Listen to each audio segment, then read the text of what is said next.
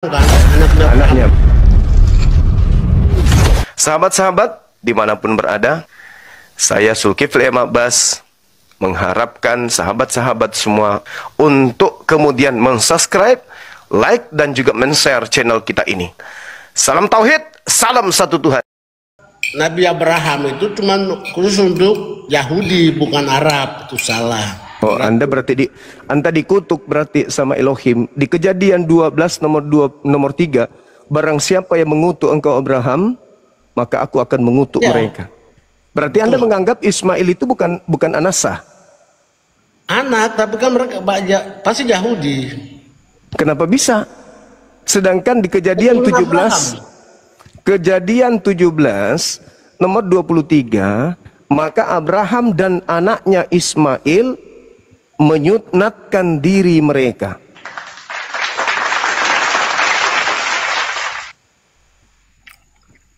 Gak bisa abang mengatakan Nabi Ismail bukan anaknya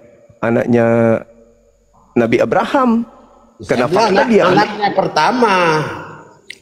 Namanya Agar kan? Iya, beliau adalah anak tunggalnya. Keturunan Abraham itu sampai ke Bani Israel, itu suku Israel kan, tidak sampai ke Arab. Arab itu kan baru muncul di abad keberapa kan itu. Oh, tidak bisa bang, tidak bisa bicara gitu abangku, karena Nabi Muhammad itu punya silsilah sampai kepada Nabi Abraham alaihissalam. Bahkan silsilah orang Arab itu sampai ke Nabi Adam mereka masih hafal. Sama seperti orang Yahudi, tidak sama seperti kita. Ya, keturunan ketiga kita sudah lupa dengan keturunan kita, dengan orang tua kita yang di atasnya kita sudah nggak tahu, karena kita orang Indonesia tidak kuat memegang garis silsilah. Kalau orang Yahudi dan orang Arab itu mereka kuat sekali memegang silsilah mereka, karena mereka senantiasa ketika menyebut nama mereka selalu mengikutkan bin gitu. Abang, tapi siap. Dari keturunan Adam sampai Nuh, Abraham, di Al-Quran itu kenapa nggak pernah menjelaskan secara detail? Oh, karena Al-Quran itu bukan buku sejarah bang. Al-Quran itu bukan hasil penyelidikan. Kalau buku yang hasil penyelidikan, dia harus selidiki siapa nama bapaknya, ini siapa, ini habis ini siapa, itu buku penyelidikan. Kalau wahyu dari Tuhan itu bukan buku seperti itu penyelidikan. Jadi apa yang dibutuhkan oleh manusia itu yang disampaikan. Tapi di Al-Quran kan ada banyak nabi-nabi, ada Nabi Isa, ada Nabi Abraham, iya itulah. Adam, ada ibu siapa, Yesus, ibu Isa, Maryam, ada. Itu kan sejarah kan? Iya, itu diceritakan terkait diceritakan ke sejarah tuh gitu. Iya, tapi Al-Quran bukan buku sejarah, bang.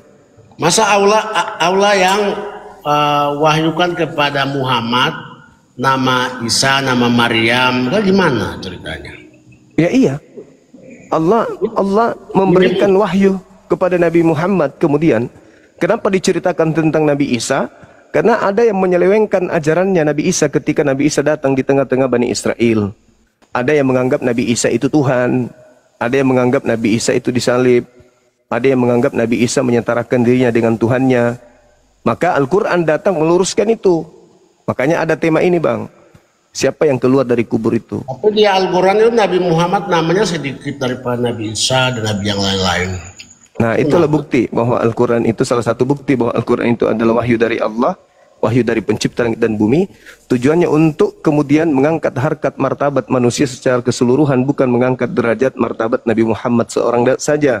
Kalau Nabi Muhammad kemudian mau mengangkat dirinya, karangannya sendiri, maka Al-Quran akan berisi lebih banyak nama ibunya. Ibunya tidak disebutkan satu kali pun dalam Al-Quran. Tapi kalau Nabi Isa dengan ibunya itu acap kali disebut di dalamnya. Artinya tujuan Al-Quran itu memang untuk meluruskan manusia, bukan untuk mengangkat kelompok tertentu atau untuk mengangkat derajat seseorang tertentu. Begitu bangku. Makanya Al-Quran itu ini abang gini kan, kita di HP ini kan ada aplikasi juga Al-Quran, ada Alkitab, ada kita lihat terjemahan dari bahasa Arab ke Indonesia itu kan hampir rata-rata itu Al-Quran tuh jiblat dari Alkitab semua katanya kayaknya. Ada sedikit bisa. Tidak bisa bang, tidak bisa. Kenapa? Tidak bisa. Pasti dari Alkitab, cuman tidak utuh gitu, potong-potong gitu. Tidak bisa bang, karena Bible Indonesia itu dari Belanda, ada yang dari Portugis. Biblenya orang Kristen. Sedangkan Al-Quran itu 1400 tahun silam, itu sudah 1400 tahun silam. Sedangkan penjajah masuk ke Nusantara itu di abad ke-14 baru masuk ke Indonesia, Nusantara ini. Berarti kalau abad 14 itu ya lebih duluan Al-Quran, abad ke-7, 800 tahun lebih dulu Al-Quran, baru kemudian penjajah masuk ke Nusantara. Bukan, abad ke-17, abad ke-17, sorry. Ada yang 16, 17.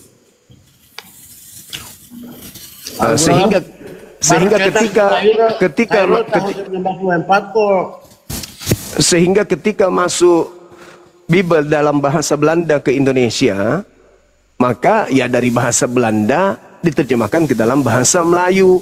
Bahasa Melayu banyak mengadopsi bahasa Quran, bahasa Arab. Berarti justru Bible yang mengambil banyak pengajaran dari Al-Quran. Seperti Alkitab ini. Seperti tulisan Alkitab ini. Ini ambil dari Al-Quran ini. Kata Alkitab ini bukan bahasa aslinya. Itu Bible sebenarnya, Alkitab itu bahasa Indonesia. Alkitab itu juga bukan bahasa Indonesia. Alkitab itu bahasa Arab. Bahasa Al-Quran itu.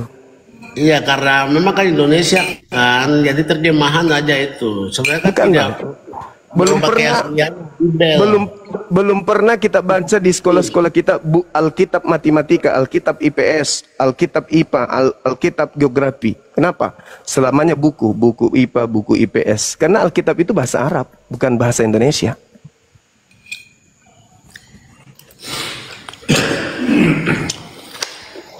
Tapi abang, gimana ceritanya kalau Al-Quran baru dicetak tahun 1924?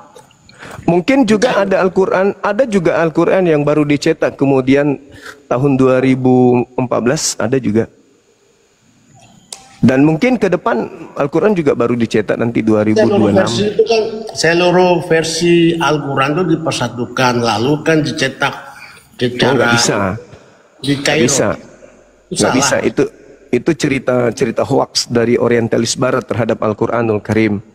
Al-Quran itu terjaga keasliannya. Tidak bisa kemudian ada yang mengotak-atik Al-Quran itu. Ya, tapi kalau mau dihembuskan Al-Quran itu begini, enggak. Coba aja sekarang dunia, ada yang membaca satu saja surah, satu saja ayat yang salah huruf, pasti dunia akan bergemuruh. Itu salah, itu keliru, itu tidak benar. Semua disepakati baru cetaknya 1924 itu, karena kan banyak versinya. Dari Al-Quran banyak versi, informasi dari mana abang tahu banyak versi? Abang coba cek aja cetak Alkitab di tahun 1924. Nanti pasti ada semua. Kenapa dicetak Kairo itu kan? Kan dikumpul orang-orang itu baru cetak kan? Apanya dikumpul? Maksudnya kan Al-Quran kan banyak versi. Kok Al-Quran banyak versi, ilmu dari mana itu? Coba begini bang. Di Indonesia versinya Alhamdulillahirabbil alamin. Ada versi lain nggak di seluruh dunia dengan bacaan itu? Versinya karena itu cetakan di Kairo itu kan, dari itu. Ngomong apa bang ini? Tak ada Al-Quran itu beda versi. Tidak ada Al-Quran beda versi. Abang gimana ya? Kalau Bible, ada HP apa situ bisa ketik aja. Kalau Bible itu seluruh negara beda versi. Dalam satu negara itu berpuluh-puluh versi. Itu betul. Iya, maksudnya abang lihat. Itu betul.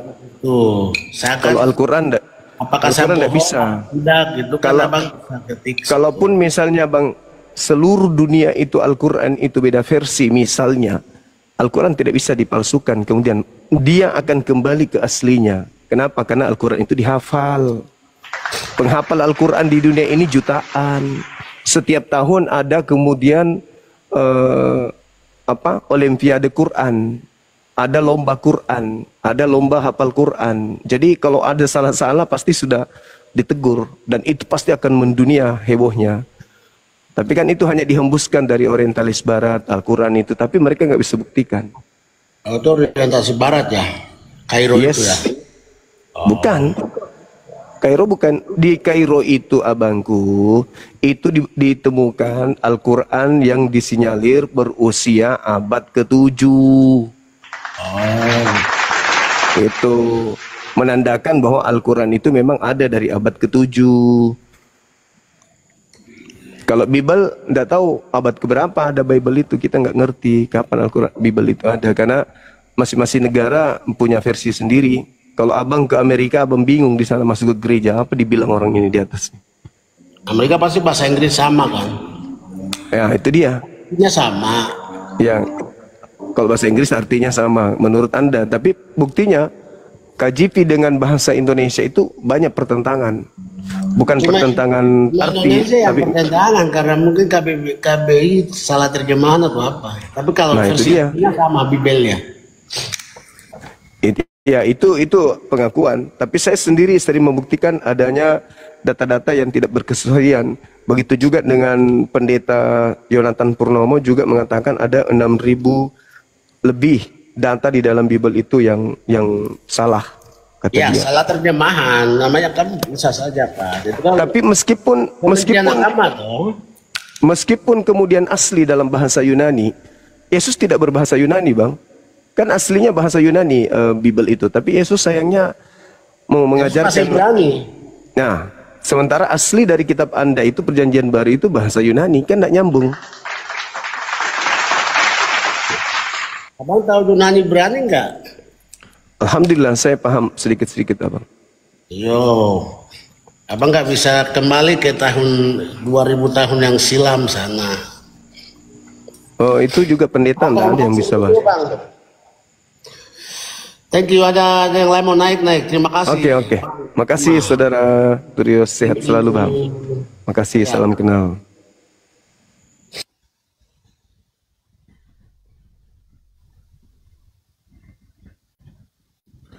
Oke, teman-teman sekalian.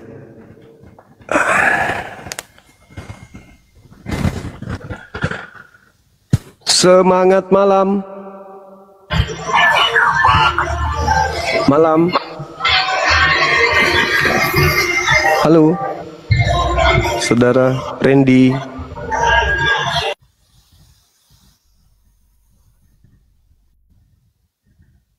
Silakan saudara non-muslim naik, kita diskusi tentang tema ini. Tema ini perlu untuk dikaji ya, supaya yang awam bisa paham yang keluar dari kubur itu siapa gitu.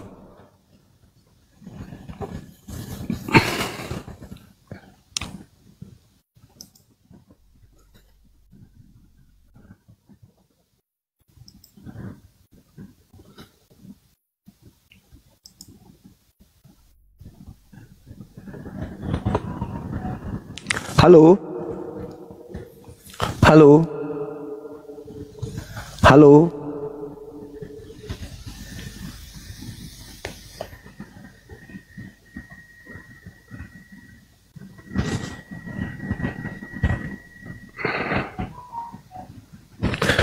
Halo saudara Toms, selamat malam.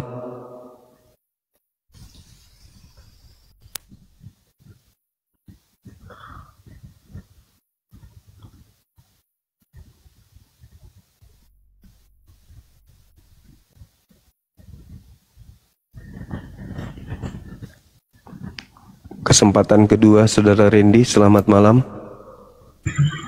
Ya, selamat malam. Iya, Suara Dari saya Katolik. jelas ya? jelas Katolik atau Protestan, Bang?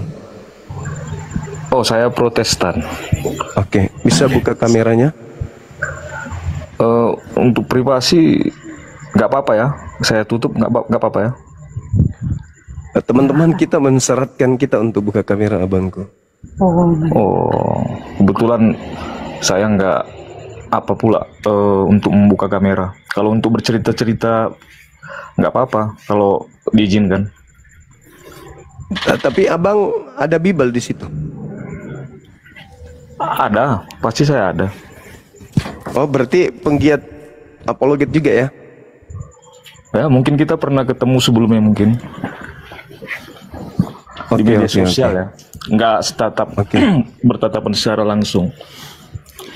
Oke, Bang. Saya ingin tahu ya, Abang boleh buka Mazmur 118? Mazmur 118. Iya. Ya. Iya. Nomor dua-duanya. Bentar ya. Siap. Kenapa dengan Mazmur 118, Bang? Penasaran aja, Bang. Itu untuk siapa gitu loh. Saya tiba-tiba aja mikir, ini dalil Maksudnya? kok keren kali. Ini nubuat tertuju untuk siapa? Ya, enggak dulu ya. Silakan. Belum saya baca juga ini. Mazmur 118 ya. Iya, nomor dua-duanya, Bang. Saya kira tadi nanya Alkitab untuk apa? Rupanya Enggak. mau nanya ayat rupanya. Iya, saya pingin tahu Belum dari saya Abang siapkan ini ya. pula tadi. Ya, ntar ya, saya ambil dulu ke laci dulu bentar. Boleh.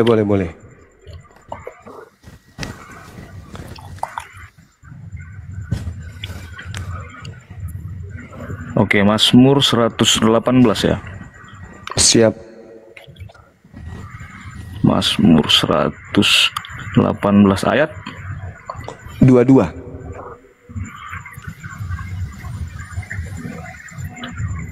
Batu yang dibuang oleh tukang-tukang bangunan telah menjadi batu penjuru.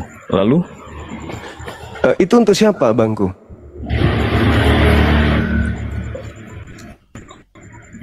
Kalau ditanyakan itu untuk siapa, dari kita kan harus baca dulu di dalam Alkitab ini, Perjanjian Lama, Perjanjian Baru, itu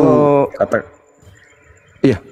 Kalau di Perjanjian Baru di Kisah Rasul 14 iya, saya tahu maksud Kisah Rasul Abang itu kemana 4, saya tahu. nomor 11. Iya, saya tahu. Maksudnya kan itu kan kalau sama kami itu kan ke Petrus itu kan. Bukan. Yesus, Bang, disebut namanya di situ. Terus masalahnya ini tentang ayat ini, apa yang mau ditanyakan itu untuk apa masalah? Di dalam Kisah Para Rasul 4 nomor 11, Yesus adalah batu yang dibuang oleh tukang-tukang bangunan, yaitu kamu sendiri yang telah menjadi batu penjuru. Itu kan bahasa kiasan. Iya, bukan masalah batunya. Artinya yang di Mazmur 118 tadi itu nubuat untuk Yesus ya, Bang ya? Terus? Karena disebutkan di Kisah Rasul 4:11 itu Yesus adalah batu penjuru yang dibuang oleh tukang-tukang bangunan. Ya, terus? Berarti sama dengan yang ada di Mazmur 18 nomor 8 tadi. Berarti Yesus ini itu ada di Matius, di Markus, di Lukas, di Petrus pun, di Kisah Para Rasul pun ada juga ayat itu. Iya, berarti kuat kali Yesus ini memang batu penjuru. Terus? Iya. Yesus adalah batu penjuru. Intinya mau Abang sampaikan maknanya apa nih?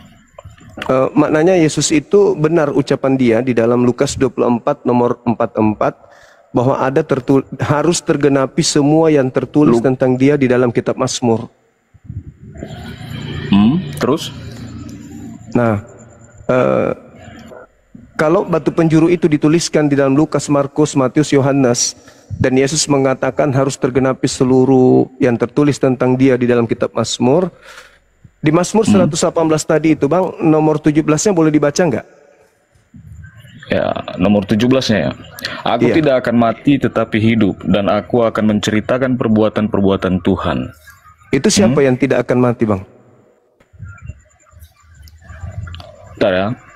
Kalau Abang tanya mendadak begini pun ini kan Mazmur ini kan kitab nyanyian yang ditulis Daud kan gitu. Ini pun harus kita baca dulu dari atas. Karena ini kan, makanya kalau kita baca Alkitab ini mengenai Perjanjian Lama, itu ada yang bahasanya bahasa kiasan, bentuknya alegoris. Jadi kalau kita maknain dia sepenggal-sepenggal ayat, itu pun nggak bisa juga. Seperti Tadi batu mau Abang tanya di penjuru. ayat 17 gitu. Tadi batu penjuru Yesus, terus yang berkata aku tidak akan mati siapa? Tangan kanan Tuhan berkuasa meninggikan, tangan Iya. kanan Tuhan melakukan keperkasaan. Iya. Itu siapa itu? Menurut abang itu siapa? Tadi kan abangnya Karena sendiri saya- yang menyebutkan. Iya, ini kan saya baca kan, saya kan nggak mungkin juga menjawab sesuatu yang belum saya simak ini kan. Ini ayat ini kan banyak ini di Perjanjian Lama. Kalau abang tanya mendadak itu ayat per ayat sama saya itu siapa, nanti saya jawabnya asal-asal kan gitu. Biar abang aja, mungkin abang udah baca semua ini kan gitu. Bagaimana kalau saya dengar aja langsung dari abang ini, maknanya apa ini mengenai 17 ini menurut abang? Kalau saya, Hmm. pertama Yesus mengatakan di dalam Lukas 24 nomor 44 harus tergenapi semua yang tertulis tentang aku di dalam kitab Mazmur. Hmm. Aku ini batu penjuru. Tadi abang juga mengatakan bahwa Yesus batu penjuru, banyak diceritakan tentang Yesus. Nah, Petrus berkhotbah nih di dalam Kisah Para Rasul 2 nomor 29 sampai 33 bahwa Apa yang Mesias yang dinubuatkan oleh Nabi Daud itu tidak akan mengalami kematian, jasadnya tidak tinggal di kubur, tetapi Iya. dia akan diangkat oleh tangan kanan Tuhan yang Maha Kuasa. Dia ditinggikan oleh tangan kanan Tuhan, sama seperti yang Mazmur 118 nomor 16 nomor 17 yang tadi. Oh, saya mengerti maksud Abang Zulkifli ini. Menurut Abang kan begini, artinya Yesus itu tidak pernah mati disalib kan begitu? Betul. Iya kan? Intinya Iya. kan di situ dia kan, menurut arti di sini. Tetapi kan di sini kan dikatakan aku tidak akan mati, tetapi hidup, kan Iya. begitu? Ya. Kan dia hidup. Tidak akan mati artinya mati, Bang, atau tidak? Yesusnya, kalau Yesus secara daging dia mati, karena begini. Berarti kalau mengenai, berarti nubuatan Mazmur 9 Mazmur 118 ini untuk siapa? Mazmur 118 ayat 17. Yang Abang itu bilang untuk tadi kan. siapa? Siap. Aku tidak akan mati tapi hidup dan aku akan menceritakan perbuatan-perbuatan Tuhan. Iya. Ya, iya, dia hidup. Dan tidak akan Begitu. mati kan, Bang? Petrus mengatakan Daud berbicara dia tidak akan mati. Yesus mengatakan dia tidak akan mati. Yohanes 10, 17, 18. Yesus berkata akan digenapi semua yang tertulis tentang aku di Mazmur. Jadi ketika diceritakan Yesus itu batu penjuru, berarti Yesus ini tidak akan mati. Berarti betullah Petrus berkhotbah, jasadnya tidak mengalami kematian, tetapi dia langsung diangkat oleh tangan kanan Elohim. Makanya pada saat kejadian penyaliban, sebelum ada penangkapan, Yesus berdoa kepada Tuhan dalam Lukas 22, 43 dan 44, Bapa, kepadamu aku serahkan, biarlah cawan ini berlalu, tapi bukan atas kehendakku, tapi atas kehendakmu. Maka malaikat datang menampakkan diri, memberikan kekuatan kepada Yesus. Jadi malaikat ini seperti yang dinubuatkan oleh Nabi Daud, tangan kanan Elohim adalah malaikat yang datang kemudian meninggikan Yesus. Di Mazmur 118, 16, di situ tangan kanan Elohim meninggikan orang yang mengatakan aku tidak akan mati, dan itu adalah batu penjuru, dan yang batu penjuru itu adalah Yesus itu sendiri. Ya, kalau mengenai tentang yang dikatakan sini aku tidak akan mati, betul dia kan memang Tuhan, jadi dia memang tidak mati. Jadi yang keluar dari kubur siapa, Bang? Jasadnya, dagingnya. Gimana ceritanya ya? Di Begini, surat Roma, persepsi kita, persepsi mati itu kan kehilangan daging kan, itu dia. Kita tidak bernapas lagi, kan demikian. tapi Daud merumuskan, menubuatkan dan merumuskan bahwa jasadnya tidak mengalami kematian. Berarti jasadnya Nah, pun tidak mati. ini Nah, gimana bang? ini kan Mazmur ini kan nyanyi puji-pujian ini Bang ya. Begitu Ya, ya. dan itu harus tergenapi karena itu untuk Yesus. Mengenai nubuatan itu kan seperti yang Abang bilang, ada orang-orang Kristen juga yang mengatakan ada 300 sekian nubuatan. Kan itu ya kan yang mereka katakan, yang dikatakan Yesus kan segala nubuatan yang tentang aku itu harus tergenapi, kan demikian. Iya. Kan bukan berarti juga ini kepada Yesus juga ini nubuatan ini gitu Bang. Yesus sendiri yang mengatakan itu, abangku. Harus tergenapi semua yang tertulis tentang aku di Mazmur. Dan Iya, maksud saya kan gini. batu penjuru kita kan itu nggak tahu Yesus. juga apa yang dimaksud Yesus itu, kan kita nggak tahu juga kan Bang, tentang nubuatan yang mana ini yang dia katakan. Sementara ini kan persepsi kita, yang menyatakan ini nubuatan itu kan kita Abang atau orang-orang Kristen sebelumnya. Nah, mengenai hal ini kan tulisan Daud, kan demikian. Abangku, Kisah Para Rasul 4:11 boleh Anda baca? Kisah Para Rasul 11 ayat 4. Oh, Kisah Rasul 4 nomor 11. Ya. Oke. Bisa dibaca? Yesus adalah batu yang dibuang oleh tukang-tukang bangunan, yaitu kamu sendiri. Namun ia telah menjadi batu penjuru. Jadi yang tadi yang di Mazmur bersinambungan itu dengan ayat Mazmur tadi kan? Nah, ya berarti yang tidak akan mati siapa? Ya Yesus, memang Yesus tidak mati. Oke, baik. Baik abangku, teman-teman yang di bawah minta buka kamera gitu. Kita ajak naik teman-teman yang bisa buka kamera ya. Boleh bang ya? Oh, iya. Oke, sip. Makasih bang. Thank you. Salam kenal. Salam kenal. Siap. Oh, satu lagi lah ya. Boleh. Silakan. Mengenai Yesus kan begini. Ada juga sebagian orang-orang kita Kristen kan yang menyatakan Yesus adalah 100% manusia dan 100% Tuhan. Kalau saya memaknainya kan tidak demikian begitu. Kalau Yesus itu adalah firman. Pada mulanya adalah firman itu bersama-sama dengan Allah, dan firman itu adalah Allah. Kan demikian di Yohanes 1 ayat 1 itu kan. Kalau dikatakan dia manusia, itu juga tidak tepat, karena yang dikatakan manusia itu lahir dari seorang ayah dan ibu. Begitu. Kita yang Berarti disebut Adam manusia bukan manusia. Yesus Berarti secara penampakan dia dikatakan manusia, secara penglihatan pada zaman itu. Nah, tapi kalau dikatakan kan berbeda persepsinya ketika dinyatakan Yesus adalah 100% manusia dan 100% Tuhan. Seakan-akan kan ada orang kan bingung jadinya begitu. Orang bingung seakan-akan dia mempunyai sosok ganda begitu. Tetapi kan Yesus tidak pernah terlahir dari seorang ayah ya, dengan berhubungan dengan seorang ibu, lalu lahirlah seorang anak yang dikatakan juga anak manusia begitu. Nah, yang dikatakan manusia itu begitu.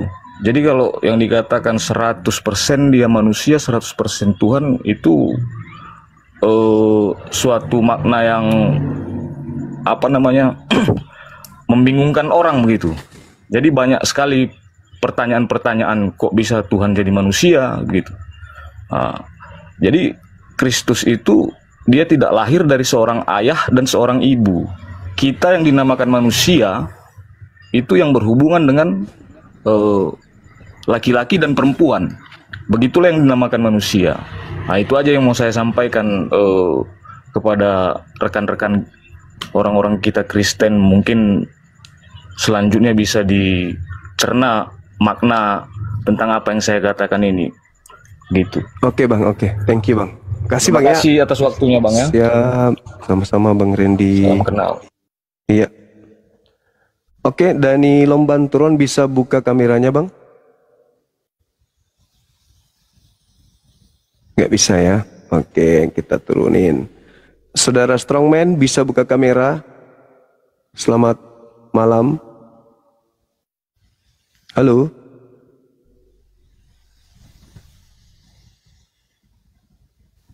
tidak bisa kita turunin. Kalau bisa teman-teman yang naik langsung buka kamera ya, nggak tak perlu lagi ditanya untuk buka kamera. Silakan saudara Nathanael, buka kameranya bang. Ya. Silakan.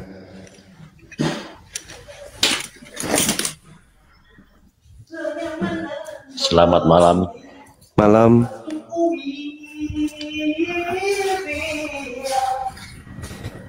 Mantap sekali ya.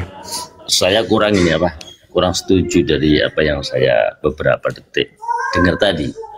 Siap. Menurut saya, abang dari Katolik. Si abang, saya Protestan. Saya bukan, saya nggak pernah belajar Alkitab baik, juga jemaat biasa, juga nggak pernah kuliah tentang Alkitab. Ya sebagai jemaat biasa lah. Cuman yang jadi ganjaran saya gini tadi kan dibicarakan gini, bener yang di Mazmur tadi, nubuatan untuk Yesus, saya setuju. Lalu diulang oleh Yesus sendiri dalam Matius, Markus, sampai disampaikan oleh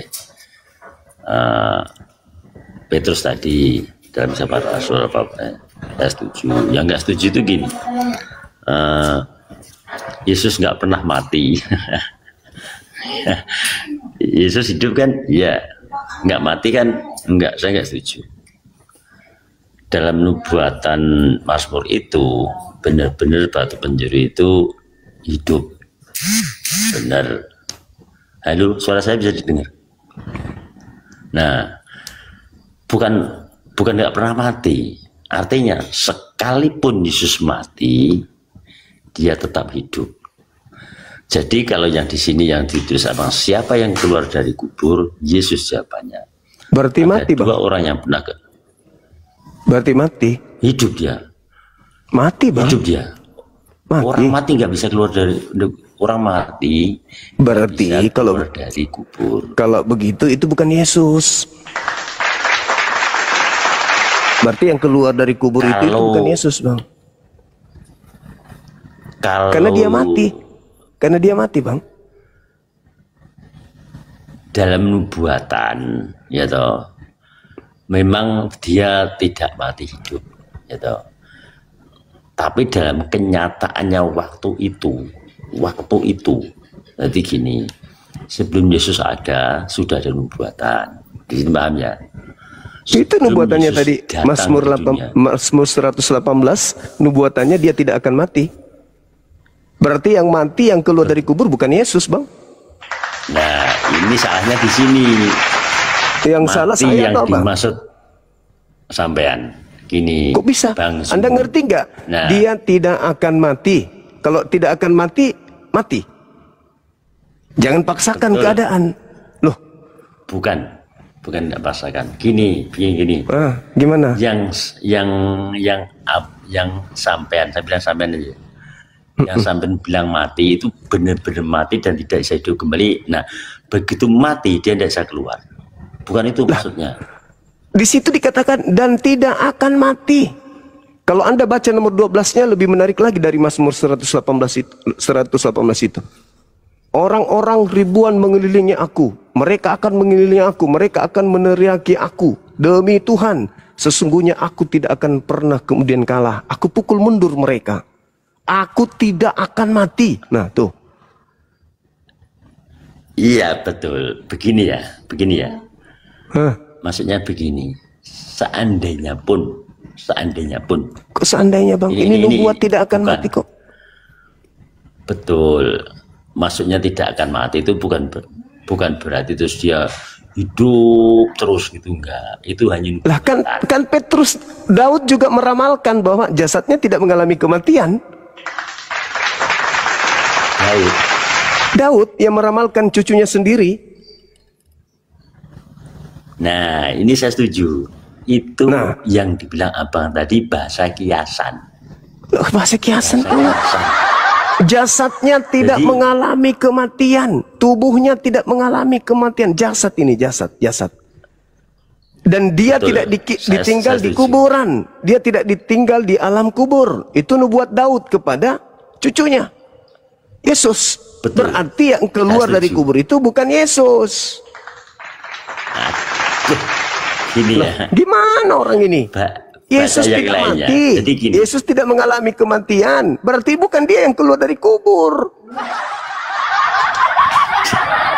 Lah, Bukan begitu. Bang, Bukan kalau dia mengatakan aku tidak akan mati, entah sedetik, 2 detik, 4 detik, aku tidak akan mati. Apakah orang itu akan mati? nggak ada detik-detiknya.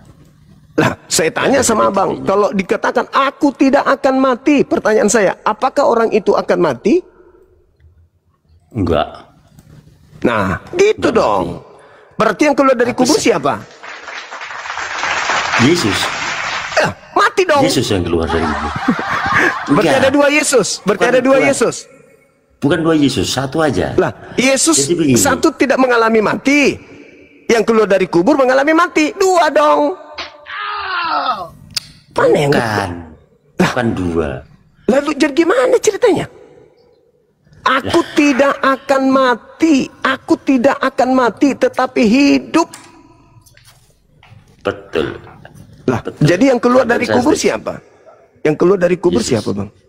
Nah, berarti Yesus. itu bukan asli. Karena itu Asli. mengalami mati. Roma 14 nomor 9, untuk itulah Yesus mati agar ia dibangkitkan oleh Tuhan untuk menjadi Tuhan. Baru menjadi Tuhan setelah dia mati. Nah, itu sebenarnya sampean sudah paham. Nah, berarti Itu itu bukan sudah Yesus. Itu bukan Yesus karena dia mati. Loh, gimana sih? Yang Anda sembah itu adalah Tuhan Anda. Yesusnya tidak mati. Tuhan Anda itulah yang kemudian dikatakan oleh Yesus, penguasa dunia akan dilemparkan keluar dari kubur. Itulah penguasa dunia. Siapa penguasa dunia, Bang? Menurut Yesus. Maksudnya Yesus sendiri. Penguasa dunia itu iblis. Wah, Begini, bahaya, Bang. begini ya. Bahaya, Bang, ini. Begini Pernah ya. belajar dia ini. Begini tak, begini. Ya, makanya kan saya bilang gini, saya ini bukan ahli Alkitab, bukan. Saya cuma sebenarnya. Jadi gini loh. Jadi gini. Iya, iya. Kan di sana pernah dicatat begini. Dia akan digiring seperti domba kelu ke pembantaian dan tidak. Nah, itu cerita yang muncul Ini belakangan setelah penyaliban. Betul, betul. Nah, itu cerita yang ini disusun. Itu cerita yang disusun. Nah, disusun oleh orang-orang yang menggiring bahwa yang disalib itu Yesus. Mazmur tertulis sebelum ada tragedi penyaliban. Yesus berkata, iblis sedikit pun tidak berkuasa atas diriku sebelum penyaliban. Yesus mengatakan sekarang juga penguasa dunia yaitu iblis akan dilemparkan keluar dari alam kubur. Waspadalah kepada penyesat yang datang kepada kalian dengan mengaku-ngaku Yesus Kristus. Itu bukan aku, jangan kau percaya. Jadi jangan dipaksakan ketika Yesus mengatakan aku tidak akan mati, lantas dia mati. Itu lucu, itu pemaksaan, Bang. Bukan pemaksaan, itu Yesus mengatakan aku tidak akan mati. Aku tidak akan mati. Betul, saya setuju. Lah, lalu yang minum anggur di Yohanes 19 nomor 30, lalu dia mengecam anggur, lalu dia menyerahkan nyawanya, lalu matilah dia, itu siapa? Waktu sama Judas itu. Waktu disalib. Itu siapa? Dikatakan bahwa lalu menyerahkan nyawanya, maka matilah dia. Itu siapa yang mati? Yesus. Lah, yang tadi yang mengatakan aku tidak akan mati siapa? Itu yang kalau waktu ditulis di Mazmur itu yang orang pakai bahasa kiasan, tapi yang dibilang yang nggak akan mati itu ya Yesus itu. Lah, tapi buktinya Yesus Yang dimaksud mati. itu. Artinya Yesus lain. Ada orang mati yang kalian sangka Yesus, padahal bukan. Bukan, nggak ada Yesus lain. Nggak ada. Loh, Bible Anda ini muncul belakangan setelah tragedi penyaliban baru muncul Bible Anda ini. Bible Anda yang menceritakan yang mati itu Yesus. Tapi Yesus sebelum tragedi penyaliban mengatakan, aku tidak akan dibunuh. Yohanes 10 nomor 17-15, tidak akan pernah bisa ada yang mengambil nyawaku. Tidak ada. Tidak ada yang bisa mengambil nyawaku, nggak ada. Itu saya setuju. Jadi Nah, gini, terus yang dibunuh oleh tentara Romawi siapa? Yesus. Iya. Bahaya Itu hanya Marsega sebuah generasi. penggenapan. Itu hanya sebuah penggenapan. Kalau penggenapan mengatakan aku tidak akan mati, ya tidak mati dalam penenggapannya itu tidak akan mati penggenapannya. Kok jadi mati penggenapannya? Aku tidak akan mati, terus digenapi oleh yang mati. Iya, kayak nyambung bang. bukan yang nggak Marsega mati generasi, dengan yang Marsega mati. generasi, Marsega generasi. Bukan Rusak generasi Indonesia bukan kalau begini abangku. Rusak. ini yang rusak bukan generasi, ini yang rusak pemahamannya. Jadi gini, Anda yang bukan rusak karena Yesus batu penjuru, aku tidak akan mati tetapi hidup. Datang abang mengatakan yang mati itu siapa? Yesus. tapi kan hidup lagi. Berarti Setelah 3 mengalami hari kemudian mati. sesuai. Betul. Tidak mengalami mati. Betul. Hidup lagi, tidak ada urusan dengan hidup lagi. Tapi dia mengatakan aku tidak akan mati. Gimana bang? Jangan dipaksa dong bang, jangan dipaksa. Yang tidak bisa, aku tidak akan mati. Aku tidak akan mati. Bukannya tidak akan mati terus benar-benar Loh, kenapa? Nggak pernah hidup lagi, bukan. Kenapa anda lebih hebat dari Yesus? Kenapa Bukannya anda lebih lebih hebat? hebat? Nah, iya buktinya. Yesus mengatakan bang, Yohanes 10, nomor 17, nomor 18, tidak akan ada yang bisa membunuh aku. Tidak ada yang bisa mengambilnya aku, nggak ada. Nah, Bener. jadi yang dibunuh tentara Romawi siapa? Yesus. Marsega generasi. Mana bisa bangku? Alamak. Aduh. Sampai ini gini aja. Gini aja. Parah ini, parah ini, parah. Setelah Parah. perjamuan itu, dia Parah. kan ke Getsemane gitu. Setelah perjamuan kan ke Getsemane. Nah, Ya. itu mau menggenapi Menggenapi yang apa? sudah ditulis. Ya, nasnya yang tadi Nasnya tidak akan Yesaya mati. itu loh. Kok Yesaya Kan pula nulis yang bukan- diambil? kan yang nulis kan bukan Daud aja, Yesaya juga kan. Tapi Yesus menyebutnya Mazmur. Harus tergenapi yang tertulis tentang aku di kitab Mazmur. Mazmur. Betul. Nah, kenapa Betul. jalannya ke Yesaya? Mazmur itu ditulis lebih dulu, setelah itu Yesaya. Iya. Jadi yang menulis tentang Yesus bukan hanya Mazmur aja, banyak. Tapi Yesus mengatakan Itu. harus tergenapi yang ada di Mazmur. Kenapa abang lebih hebat Betul. dari Yesus ya? Bukan lebih hebat. Tetapi Yesus mengatakan aku tidak rentetan akan mati. Ya, Aku tidak akan mati. Aku Betul. Yesus tidak akan mati. betul. Tapi lalu yang dimaksud keluar dari tidak kubur akan siapa? mati, Yang keluar dari ya kubur Yesus siapa? lah. Iya. Yesus. Marsega generasi. Bagaimana ceritanya? Aku tidak akan mati. Yang keluar dari kubur Yesus. Wah, pening aku abang. Gimana ceritanya? Bukan pening. Sampai kurang paham tentang Coba. nats yang antara Apa yang anda pahami ketika Yesus mengatakan aku tidak akan mati? Apakah arti kalimat itu akan mati atau tidak akan mati? tidak akan mati. Ah, gitu dong. Jadi yang dibunuh tentara Romawi Maksudnya siapa? Yesus. Iya. Maksudnya Masolang generasi. maksudnya tidak akan mati bukan berarti Tidak mati. Tidak mati. Bukan berarti terus ditusuk-tusuk hidup, terus disalib hidup, terus bukan begitu. Jadi maksudnya aku tidak akan mati itu maksudnya mati. Kalaupun pernah melewati kematian, kalaupun pernah melewati peristiwa penusukan, kalaupun pernah melewati peristiwa penyaliban, 3 hari kemudian Aduh. 3 hari kemudian setelah kematiannya dia hidup. Iya, Karena mati loh. Nats itu harus Nubuatnya digenapi. aku tidak akan mati, Cak Kangkung. Kok bisa mati? Piye to, Mas? Iku jangan asa enake dhewe sampean. Rem nendi mlaku-mlaku. Piye to, Mas? Saya tak rotok menjauh ben tak bebas. Tidak akan mati ya, tidak mati. Oh, keluar dari kubur ya bukan dia. Ayo teman-teman Kristen silakan nonton Bang Suma. Kalau misalnya tidak berani naik, nonton aja di bawah. Insya Allah gunakan akal sehat. Enggak apa-apa. Tujuan. Tapi gini, pemahaman yang sebenarnya. Iya, lebih sebenarnya. Abang lebih pintar dari Yesus. Jadi kayaknya. Lanjut. Bukan lebih pintar. Jadi gini, Alkitab itu saling menggenapi. Jadi antara Matius, Markus, Lukas, Yohanes itu masing-masing menilai dari satu peristiwa dari berbagai sisi. Bentar itu dulu.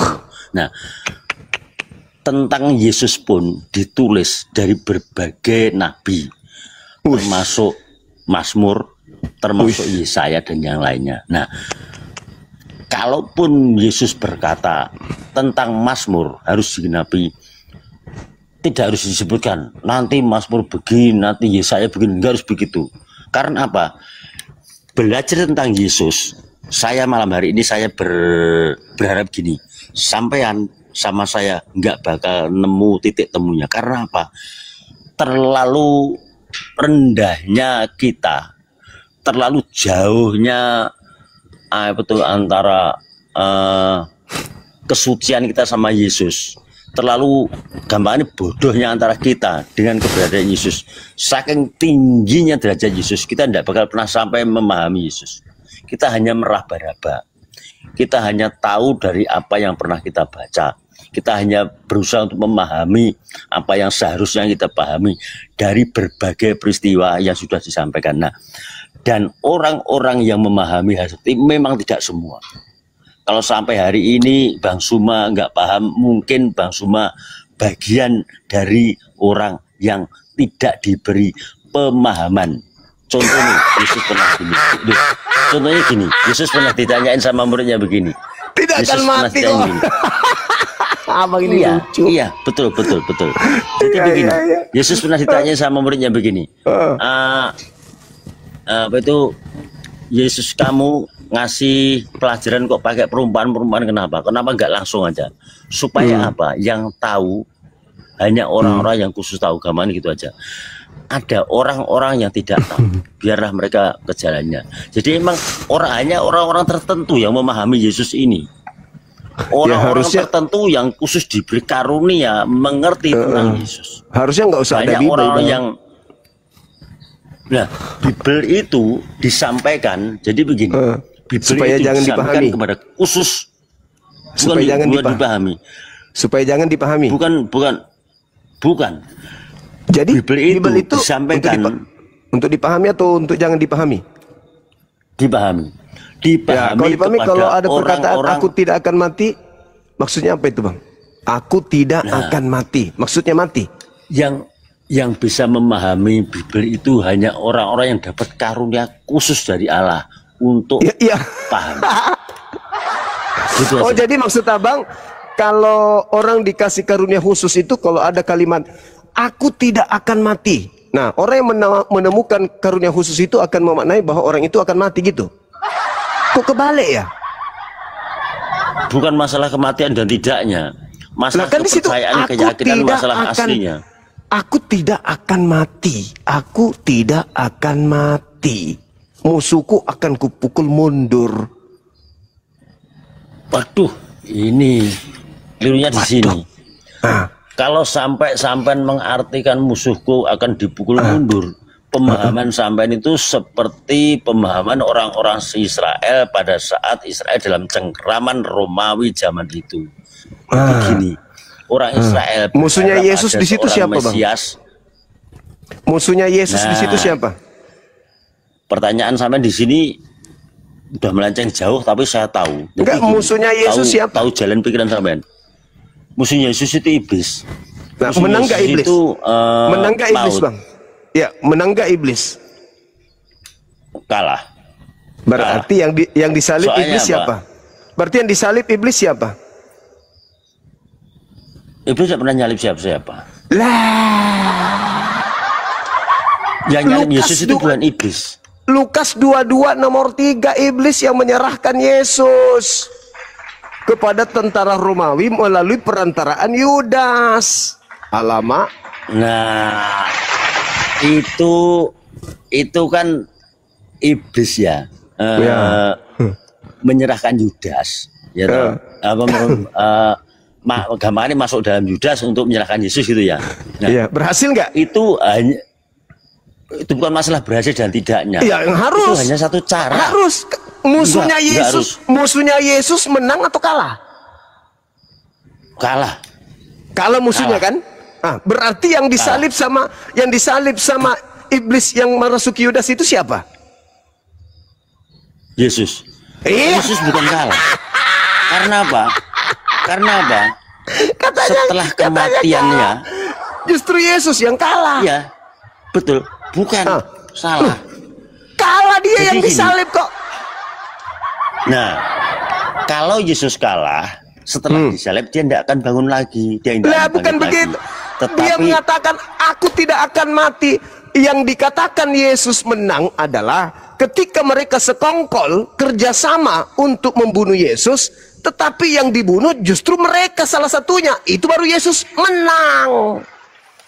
bukan. Iya, kok Kalau bisa yang menantang Yesus? seandainya bukan. Kalau seandainya yang terjadi seperti yang Abang mau, itu tidak menggenapi nats Alkitab Yesaya. Loh, kenapa harus maksa kitabnya Nas Yahudi? Alkitab. Kenapa harus memaksakan kitabnya Yahudi untuk duduk Yesus di sana? Sedangkan kitab Yesaya itu untuk Raja Hizkia, bukan untuk Yesus. Aduh, sampai nggak Aduh. paham lagi berarti. Waduh, nggak paham lagi. Waduh, ada Jadi Bible di begini, situ. Bisa jadi buka begini. Bible, saya tunjukkan. Bisa Adalah. buka Bible? Silakan. Ya, Ambil dulu. Habis sebentar ya. Iya, ambil. Ya. Buka Yesaya 1 nomor 1. Buka. Saya mari ya. Pegal pinggangku habis jogging tadi, Bang. Jadi nggak ajak-ajak sih, ngajak saya. Tadi saya naik panggung. Ngapain? Joget-joget Kuda lumping. 17-an. Oh, Saya paling Mantap. suka joget-joget. Apa? Iya, saya pasal berapa? Saya enggak apa. pasal 1. Saya itu bukan. Pasal 1. Yesaya 1. Iya. Yesaya 1. Terus Iya. ayat itu berapa? 1. Ayat berapa? 1. 1. Ya. Baca, Bang. Saya bacakan ya. Ya. Penglihatan yang telah dilihat Yesaya bin Amos tentang Yehuda dan Yerusalem dalam zaman Usia, Yotam, Ahaz, dan Hizkia, raja-raja Yehuda. Ada nggak Yesus, Apa Bang? lagi? Ada nggak Yesus? Ini aja. Ada nggak Yesus? Penglihatan yang telah dilihat Yesaya bin Amos tentang Yehuda dan Yerusalem dalam zaman Usia, Yotam, Ahaz, dan Hizkia, raja-raja Yehuda. Terus apa? Ada Yesus nggak? Yesus jelas belum lahir waktu ini. Nah, Yesus berarti belum Yesaya itu bukan berbicara tentang Yesus. Aduh. Tadi Dan abang ini- baca apa? Tadi abang baca apa? Penglihatan Yesaya bin Amos itu terkait dengan apa? Terkait siapa itu? Yesaya 1 sampai Yesaya 66 itu terkait zaman mana? Zaman apa yang diceritakan kemudian oleh Yesaya? Amos? Nah, ini Apa lagi? ini Otam? gini ya. Ini Apa gini lagi? ya. Ini gini ya. Diplesetin lagi. Bukan diplesetin. Nah, itu kan Amos itu sudah mengaku. Catat. Nah, Betul. Gini ya. penglihatan Amos tentang Yehuda. dengan Israel Yehuda dan Yerusalem ini pada masa ya Israel yang ini menceritakan pada masa penglihatannya itu meliputi masa zaman Usia, Yotam, Ahaz, dan Hizkia. Yotam. Raja Yehuda. Keempat ada Yesus.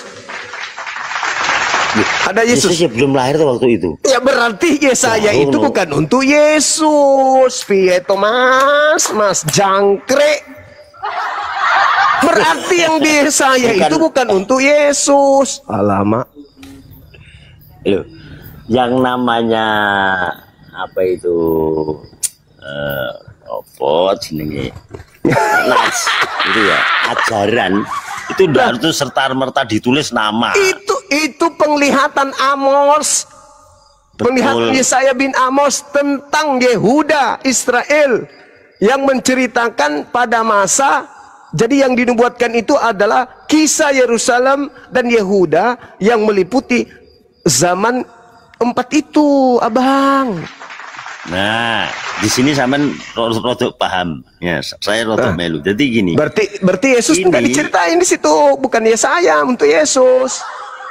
Yesus diceritain tapi tidak langsung serta merta menyebut nama Yesus, tetapi Nah, itu ada kan nama lebih Yerusalem pintar. udah di sini. Lebih pintar dari Yesaya, yang- Abang ini. Tadi lebih pintar Bukan. dari Yesus, sekarang lebih pintar dari Yesaya lagi. Abang ini. Ya soalnya apa? Soalnya apa? Cerita-cerita Jangan-jangan tentang di Abang sini ini nanti- jelmaan Paulus. bukan jelmaan Paulus. Justru memang pemahamannya itu tidak seperti itu. Jadi Kok Abang merubah bunyi kitab yang ada, katanya kitab suci, tapi kok dirubah? bukan dirubah, cuma pemahamannya itu hanya gara-gara abangku ini demen kali nyembah orang yang keluar dari kubur itu, Masya Allah. Ayolah Bang. memang yang kalau yang keluar kalau yang keluar dari kubur itu Yesus memang harus disembah. Nah, kenapa saya demen menyembah orang Kenapa Yesus yang keluar? Yesusnya nggak mati. yang mati dia? Aku tidak akan mati. Bukan mati yang seperti sampean bilang terus mati nggak bangkit lagi, Ya, bukan. pandai-pandaian. Yesus di dalam Yohanes 10, 17, 18 tidak akan ada yang bisa membunuh aku. Jadi Yesus itu ibarat dikasih pisau di sini Bang, cerulit, kebal dia, nggak akan mati. Oh, Kebal. nggak seperti itu. Yohanes 17 Kalau- nomor 18, Yohanes 10, nggak ada yang bisa ngambil nyawaku. Nggak ada. Betul. Nah, Betul. terus Nggak ada yang bisa terus mengambil yang nyawa Yesus. terus yang dibunuh oleh tentara Romawi siapa? Yesus. Jangkrik. Katanya nggak ada yang bisa bunuh. Oh ya, Yesus dibunuh. Memang nggak bisa. Gimana? Memang nggak bisa. Buktinya dia sampai sekarang masih hidup. Sampai sekarang. Ya, tapi yang mati di atas Sampai salib itu sekarang. tuh, yang mati itu di atas siapa? Yang disalib? Yesus. Iya, gimana ceritanya ini? Alamak. Aduh. Tapi bangkit lagi. Tak ada urusan Setelah dengan 3 hari bangkit, tidak ada kematiannya. urusan dengan kebangkitan, tidak ada. Dia itu tidak Harus bangkit diurus. Karena apa? karena dia tidak mati. Kalau tidak mati ya tidak bangkit. Dia bangkit karena mati. Karena apa? Itu Lah. rentetan dari peristiwa yang sudah dicatat. Gitu. Dia Jadi dia gini. bangkit karena mati. Dia mengatakan aku tidak akan mati. Lah, iya, mari saya itu enggak apa kitab. Coba sampean mungkin lebih tahu. Yesus pernah berkata, aku akan bangkit 3 hari kemudian itu. Sampean cari. Kalau nggak salah itu aku di akan Matius bangkit. 24. Dia tidak Iya. mengatakan aku akan bangkit. Apa, Dia gimana? akan bangkit. Dia kata Yesus, dia anak manusia akan diserahkan untuk dibunuh oleh manusia. Dan pada hari Itu ketiga, di mana itu? Betul. Lukas Di 2. mana itu? Lukas 22. Itu yang saya maksud, sampai juga tahu, sampai lebih pinter. Coba kita baca. Lukas pasal 22. Ya, Berapa? Lukas Lukas 22. Lukas 22 Lukas data 22. nomor berapa itu teman-teman? Berapa Lukas 22? Ada yang ingat gak? Sampai lebih hafal. Buka aja Saya dulu itu Lukas 22 soalnya- Bang. Ya ini Ada saya yang ingat gak Alkitabnya- teman-teman Lukas 22? Saya tuh soalnya aduh HP ku mati pisan. Alkitabku mati. Alkitab mati. Sementara Tapi Yesus ya, tidak mati Alkitab di dunia. HP. Ada coba sampean ganti yang baca. Nanti Lukas Waduh. 22. Iya. Silakan, Bang. Jadi gini loh Bang. Jadi gini loh Bang. pemahamannya, cara memahami Alkitab. Waduh, sampai ini bahaya sekali ya. Saya sampai ngomong yang keluar dari kubur bukan Yesus, terus yang mati bukan Yesus, yang disalib Yesus, malah sampai bilang yang disalib bukan Yesus. Aduh, aliran sesat nanti sampai. Bahaya sekali, bahaya sekali. Betul sampean. Ngeri sampean. Aduh, ngeri sampean. Masa bisa kayak gitu? Gimana? Ya, sing dimaksud Yesus tidak akan mati. Bukan berarti Yesus tidak pernah mati. Satu, yang kedua, sekalipun Yesus berkata tidak pernah mati, bukan berarti terus ditaruh pedang di sini, tidak mati, bukan. Yesus tidak pernah mengatakan dan Yesus tidak pernah punya ilmu kebal tubuh, enggak begitu. Memangnya limbat, bukan begitu. Berarti limbat lebih hebat. Bukan lebih hebat, tapi enggak seperti itu. Nah, jadi gini, bilangin nanti itu arahnya itu betul. Yesus itu lucu abang ini. Ketika jadi manusia, ya seperti manusia kayak sampean saya lah. Ya pernah lapar, pernah marah, podo, bang. Sehingga podo, berhubung dia itu memang sebenarnya bukan manusia beneran. Bedanya manusia begitu mati enggak bangkit lagi. Nek Yesus bedanya sama kita, sama manusia, kalaupun dia sudah mati, kematian tidak akan membuatnya mengakhiri kisah hidupnya. Kematian hanya dilewati 3 hari saja, setelah 3 hari hidup kembali. Sehingga dimaksud Yesus berarti dia mengalami mati. Aku tidak akan mengalami mati. Memang nats sing sampean baca itu sing Lukas juga sampean baca. Memang harus digenapi. Aku tidak akan mati. Aku tidak akan mati. Syukran Alia. Betul. Yang dimaksud tidak akan mati bukan berarti ditaruh pedang di sini nggak mati, bukan. Ditusuk sama prajurit Romawi ketika disalib, perutnya jeblos blus, keluar airnya, nggak mati, nggak begitu. Salah itu. Jadi lalu bagaimana Pak Didi? Begini, baca dalam Lukas tadi sing 24 tadi, dia tidak pernah mati, kalaupun melewati kematian dia bakal hidup kembali. Ini yang membedakan antara sampai saya dengan Yesus. Nggak pernah mati kok terus ilmu kebal orang ngono, nggak masuk itu. Nggak pernah mati kok terus pernah disalib kok, terus yang disalib orang lain, nggak ada orang lain. Kleru itu, bahaya sampai itu. Sampean Kristen apa bukan bang? Bukan bang. Ayo waduh. Pantesan betul. Waduh. Walah. Sampean bukan orang Kristen kok berani paham sama kitabnya orang Kristen. Aduh. Berarti gini, gimana? Sampean tidak paham Alkitab. Nih, sampean bukan orang Kristen ya. Sampean hanya berusaha memahami kalimat. Saya itu memahami kalimat, bukan Alkitab. Nek sampean orang Kristen, saya yakin pemahaman kita berbeda. Memang Alkitab Yesus mengajarkan itu lewat perumpamaan supaya hanya orang-orang tertentu yang dipilih oleh Allah dapat karunia khususon dapat karunia Allah untuk mengerti dan diberi jalan hidup. Mlebu swarga nol gampangane ngono lho bang. Lha kok terus nah nek sampean ndak paham ora apa-apa, banyak sing ndak paham lainnya, bukan berarti orangnya bodoh, ndak. Memang tidak masuk catatan orang-orang yang diberi karunia untuk memahami Alkitab ngono bang.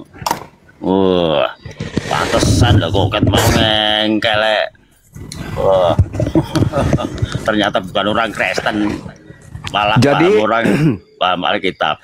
Jadi kalau orang Kristen begitu gini, sampean tanya sama saya aja. Sampean tanya saya karena enggak akan bertanya sayang. Nggak bertanya saya karena apapun yang tertulis di Bible Anda itu akan bertentangan dengan akal. Untuk apa saya tanya? Betul. Nah, betul. Saya kan gini. Nah, itu saya sama setuju. halnya. Nah itu. Sama Nah, halnya itu saya setuju. memperbodoh Jadi diri gini. itu. Betul. Saya setuju itu. Jadi gini, saya ulangi kata sampean.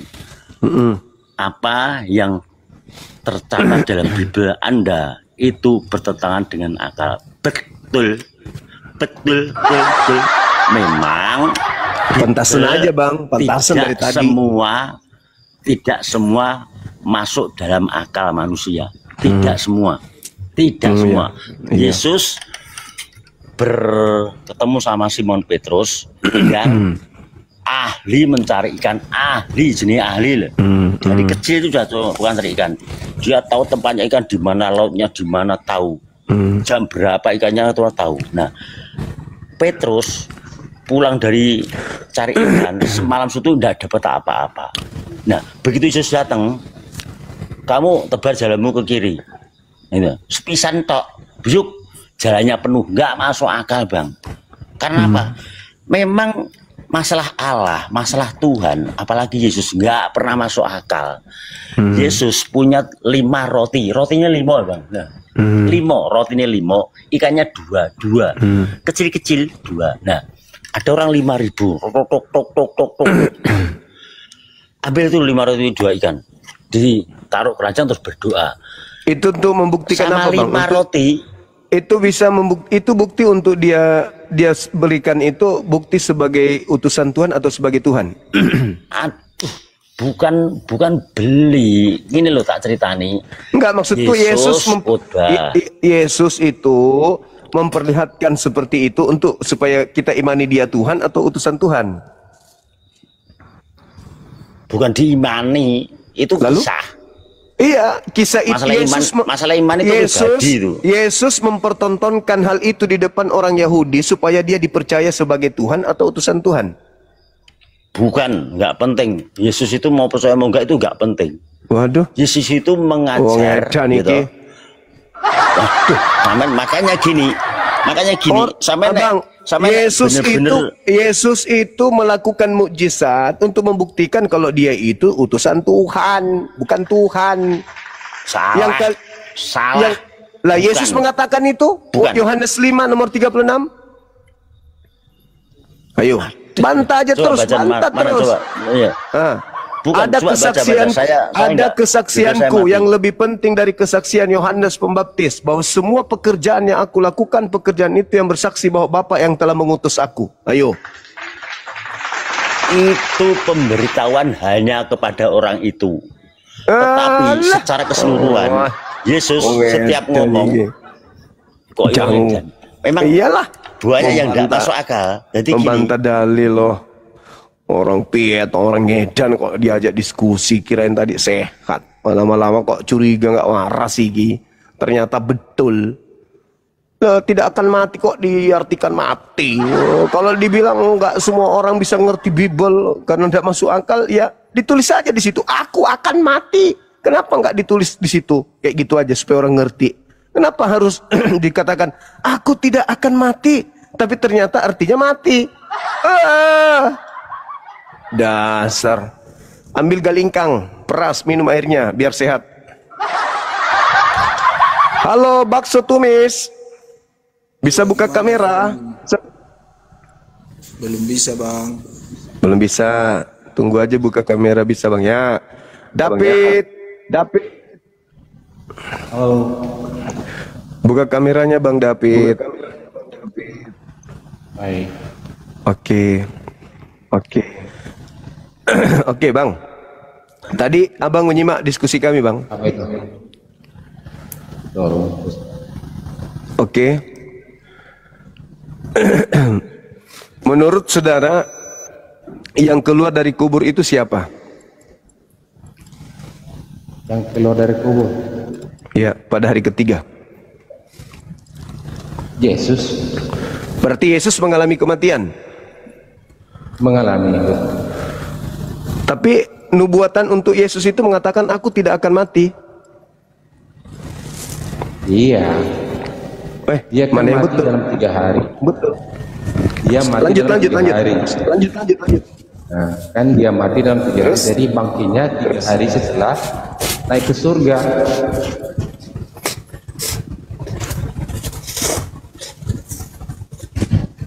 Halo bang. Gimana bang? Sorry, saya lagi perlu Ya. soalnya. Saya lagi perlu soalnya. Ya. Gimana? Dia kan mati 3 hari, jadi bangkitnya 3 hari itu kan naik ke surga. Tapi kan dikatakan dia mengatakan aku tidak akan mati. Tidak akan mati. Mana dalilnya? Di Mazmur 118. Itu semuanya dikutip. Hah? Kalau misalnya Alkitab kan nggak dikutip semua dari arasan itu. Loh, kenapa bisa berubah dengan ajaran Yesus? Kenapa berbeda? Kenapa berbeda? Kenapa Anda pingin kali Yesus yang mati? Kenapa? Apa alasannya? Apa alasannya? Kenapa mati gitu? Kenapa saudara pingin kali Yesus yang mati? Kenapa enggak kenapa sama seperti iblis? Mau kali Yesus yang mati? Nggak ada. Siapa yang mau ngintip mati? Lah, tadi Yesus mengatakan aku tidak akan mati. Aku tidak akan mati. Doubling bang, doubling suaranya. Doubling. Mungkin ada 2 perangkat HP, dimatikan aja satu. Gini bang, dia kan mati, kan dia itu disalibkan. Gimana? Dia kan disalibkan. Iya. Tapi Yesus mengatakan aku tidak akan mati. Coba bacakan dulu, mana dalil? Coba Anda buka di Mazmur 18. Gak bawa Alkitab bang. Coba Anda buka di Mazmur 18. Oke, di mana? Nggak- Mazmur nggak ada 100 Alkitab. Mazmur 118 nomor 17. Aku tidak akan mati tetapi hidup. Aku adalah batu penjuru yang dibuang oleh tukang-tukang bangunan. Kisah Para Rasul 4 nomor 11. Gimana? Hanya saja dia kan mengalami matinya itu naik ke surga, ya kan? Dia mengatakan aku tidak akan mati. Aku tidak akan mati. Betul. Dia kan tidak akan mati kan? Hah. Lalu yang keluar dari kubur siapa? Tapi yang setelah 3 hari dia akan bangkit lagi. Yang namanya tidak akan mati bang, tidak ada cerita mau bangkit 3 hari, 4 hari, 5 hari, 6 bulan. Dia tidak akan mati. Istilahnya, Bang, Hah? begini. Ah. Beda kayak Muhammad, Bang. Dia akan mati untuk selamanya ya. Nah, di mana kemudian Yesus mengatakan dia akan mati 3 hari? Nggak ada. Dia mengatakan aku tidak akan mati. Kalau tidak akan mati itu maksudnya akan mati gitu bang. Itu kan dia kan mati karena disalibkan. Itu kan Iya. istilahnya. Kalau dia mengatakan aku tidak akan mati, berarti yang disalib ini bukan Yesus. Jadi saya Ya bukan Yesus. Intinya bukan Yesus. Kan dia mengatakan aku tidak akan mati. Petrus juga mengatakan, Petrus membacakan kemudian nubuat tentang Yesus berdasarkan kakeknya Daud dalam Kisah Rasul 2 nomor 29 sampai nomor 33. Apa kata Petrus? Bahwa Mesias yang dinubuatkan oleh Daud tidak ditinggal di kubur dan jasadnya tidak mengalami kematian. Dia diangkat oleh tangan kanan Elohim ke langit. Jadi Yesus yang kau salibkan itu telah dijadikan menjadi Tuhan dan Kristus. Nah, ada 2. Satu naik ke langit, satu yang disalib. Yang naik ke langit inilah yang tidak mengalami kematian. Yang dia katakan sendiri, aku tidak akan mati. itu yang dikatakan yang naik ke surga itu dinamakan roh, iya kan? Jadi, Lengkap jasadnya naik bang. Lengkap dengan jasad Istilahnya naik. dengarkan aku. Ya, ya. Garis kata. Suaranya Iya, hilang bang, suaranya hilang. Yang dikuburkan itu badannya, istilahnya tubuhnya yang kotor, istilahnya dosa gitu. Berarti mati dong. Jadi betul, memang mati ya. Lah, mana yang betul? Yesus mengatakan aku tidak akan mati. Dengarkan Bang. Misalnya abang mati, biar saya bikin contoh. Abang mati misalnya. Loh, berarti abang badan Yesus itu kan mengatakan mati ya. Kan? Yesus mengatakan Nyawa aku itu tidak akan gimana? mati. Begini Bang, saya tanya balik gini.